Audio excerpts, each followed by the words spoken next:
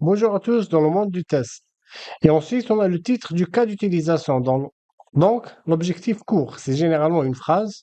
On détaille les acteurs, on détaille les préconditions, hein, c'est-à-dire les conditions nécessaires pour que les cas d'utilisation s'exécutent. On détaille le scénario nominal avec la description pas à pas et chaque étape, elle va être numérotée. Dans le schéma, donc on a jusqu'à 10.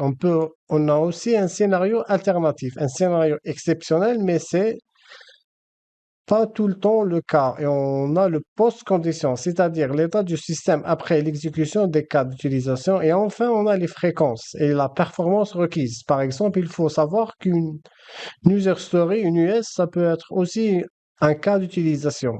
Donc, parfois, vous aurez à rédiger des scénarios de test, préparer votre campagne de test en vous basant sur des cas d'utilisation. Et ces cas d'utilisation, on les a mis dans une US. Et du coup, dans cet exemple, ben, c'est un site internet de réservation de chambres d'hôtel. Alors, les tests de cas d'utilisation, tout d'abord, on va parler de la couverture. La couverture minimale d'un cas d'utilisation, ça consiste à avoir au moins un cas de test pour le principal chemin possible et un cas de test pour chaque chemin ou flux alternatif. Donc, du coup, la couverture de tout à l'heure, on vous demande minimum un cas de test pour le principal chemin possible dans le schéma de tout à l'heure et un cas de test pour chaque chemin. Merci pour votre écoute.